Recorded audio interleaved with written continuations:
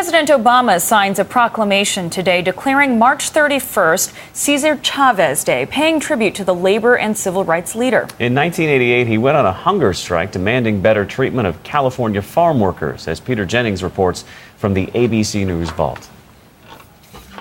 Our person of the week has fasted and demonstrated for the rights and livelihood of America's farm workers many times over the past 3 decades, and the effects of his struggle have been widely felt, from the bargaining table to the kitchen table.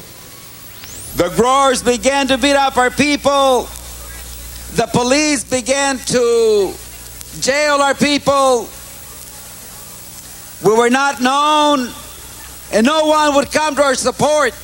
We were hungry and frightened and in need of help. Cesar Chavez has led scores of strikes and boycotts since that first one in 1965. The leader of the United Farm Workers represents thousands of people, mostly of Mexican descent, who pick the grapes and the lettuce in California's Central Valley. La huelga, the strike, and the boycott of food stores and the fast have been the weapons.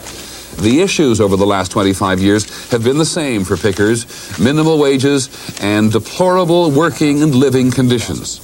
Today, the issue is pesticides. The best way to help us with the cancer and the birth defects that are attacking and destroying our families is for you to not eat grapes. And we ask you to boycott grapes. Chavez has taken nothing but water since this fast began on July the 17th. He's now in danger of suffering kidney failure.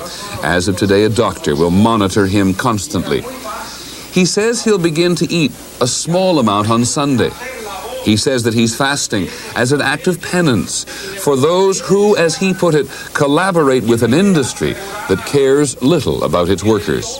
It has to do with the children who are getting cancer, the farm workers who are getting poisoned, our environment. The Farm Workers Union blames pesticides used on the grapes as the cause of cancer and other health disorders such as birth defects and miscarriages. In the Central Valley town of McFarland, the state acknowledges that 13 children have been stricken with cancer. 6 have died. It's a hoax. 2 of the chemicals that he's complaining about aren't even used on table grapes. 2 of them are rarely ever used. Cesar Chavez was born 61 years ago on a Dust Bowl farm in Arizona. The farm failed, and his family migrated to California, where his father became an itinerant picker. Chavez grew up in various labor camps, attended some elementary school, but he's essentially self-educated. After service in the Navy during World War II, Chavez returned to the fields. Many attempts to organize California's pickers failed, until Chavez formed the United Farm Workers in 1962. It is still the only viable farm workers union. He is a farm worker, and so farm workers generally trust him, and they see this as a way of changing their lives. In 1975, Chavez, with the open support of California Governor Jerry Brown, pushed through a law which guaranteed farm workers a fair minimum wage, a panel to air their grievances, and the right to strike.